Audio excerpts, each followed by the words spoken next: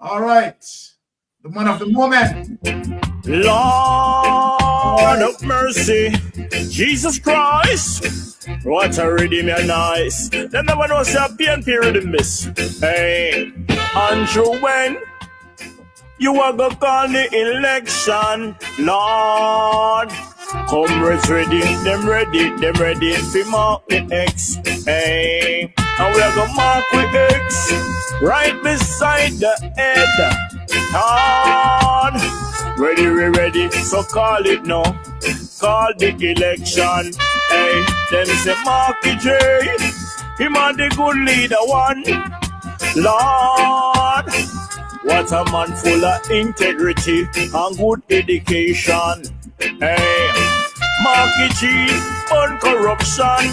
So if you know, say you don't straighten a man, nobody come run Marky G. Him not stay like the next. Well, Andrew call it. If you're bad, Andrew call it. If you're bad, Andrew call it. Are you know, man? And the sunshine shake rhythm that. Well, we love the rockers there. Right? Now, since we are going to, tonight is going to be extremely serious.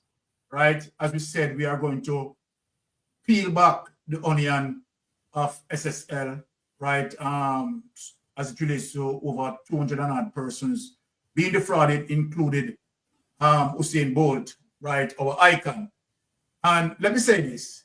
If the Jamaica Labour Party government can do this to Usain Bolt, then they have no respect for non-Jamaica. Point blank and period. And Usain Bolt, who is an icon, right, who carry Jamaica on his back, right, and I mean, put us to the pinnacle of track and field. And, you know, the Jamaica Labour Party administration pay no regards to the achievement of Bolt, right, highlighting Jamaica like that and disrespecting him like that.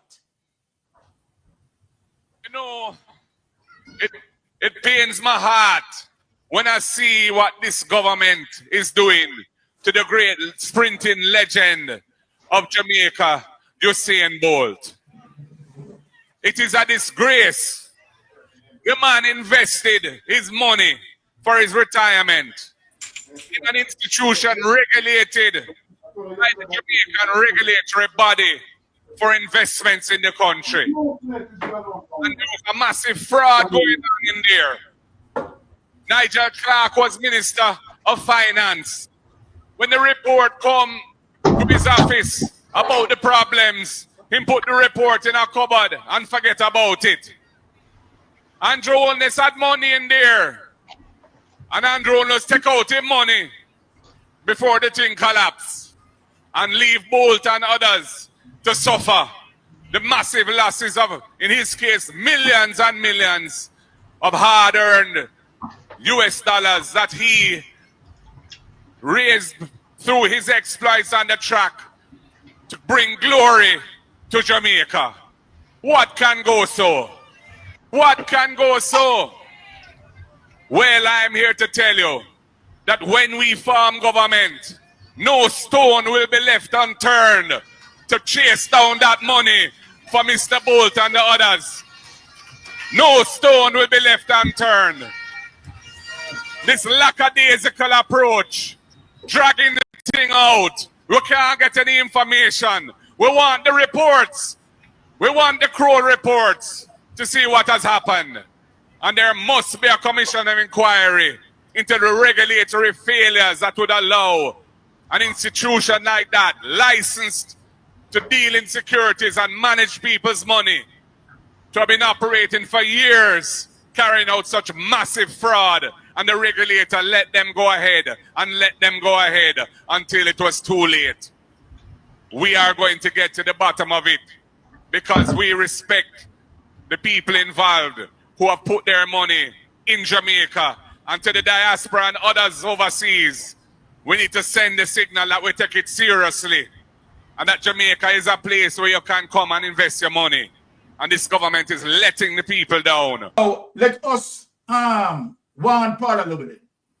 right? Here we are going.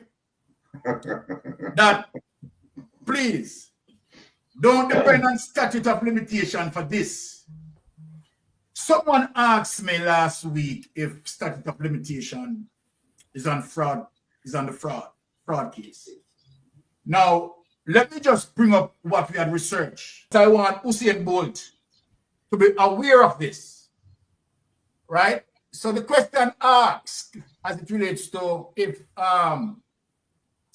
fraud case as statute of limitation, and it says yes, cases of fraud in Jamaica are subject to a statute of limitations with the general time frame of bringing a claim based on fraud being 6 years from the date the cause of action accrued, meaning a fraud claim cannot be brought in court after 6 years have passed since the fraudulent act, right, occurred. Yes. Exactly. Hold on, can I just read something that I just found? Okay. It says in Jamaica, the statute of limitation for a fraud case begins to run from the date the fraud was discovered or when it could have been discovered with reasonable diligence, meaning the clock starts ticking when the victim becomes aware of the fraudulent activity. Exactly. Not That's necessarily what when it it occurred. This is based on the principle that a cause of action for fraud only accrues when the fraud is discovered. Okay, perfect. Okay, so That sounds a lot more. that is there. Because my heart just a full up smartly. And I mean, everything would have dead in the water. Exactly. But here's the thing. I guarantee you that what's his name, Champagne?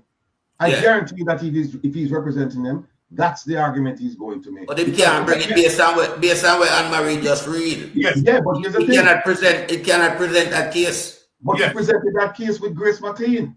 He did present that case with Grace McLean. And guess what happened? Let's throw it out. Yeah, because that never get no pressure. Yeah, Grace McLean case never under no fire. Usain Bolt case under fire. Yeah, so we're glad we have at least the statute giving the case, right, some traction. Yeah. There's a discovery rule, and it says that the discovery rule applies, meaning the limitation period starts when the victim reasonably could have discovered the fraud, not just when it actually happened. And that makes sense. Definitely. All right. That makes sense. That makes sense. Yeah. That makes sense as it relates to, I mean, I would say the prudency of the law. So here's what happened now. Here's where Right. the argument is. Here's where the argument is gonna come in. When could he have reasonably discovered that there was a fraud? That is where the 2021. 2021. No, but here's the thing. They're going to, if I'm representing SSL, I'm going to look back and say, okay, was there at any point where he could, first of all, I'd have to establish when did the fraud occur? And let's say the fraud occurred in 2013. Yes. Right? I would say, okay, well, was there any point after 2013 where he reasonably could have determined that a fraud had occurred? No, he couldn't have. Couldn't rat it because I remember He couldn't have ratted because hold on. He couldn't have because all along he was getting statement that everything was okay. Right. And not only that he was getting statement that everything was okay, he has evidence as it relates to when he was informed. Right. If you go back on the fixed interview, right, when Bolt was saying that he got a call. Yeah, come on, no? Right, from his friend who asked him to sit down. Yeah, come on, talk about this 6-year thing, huh?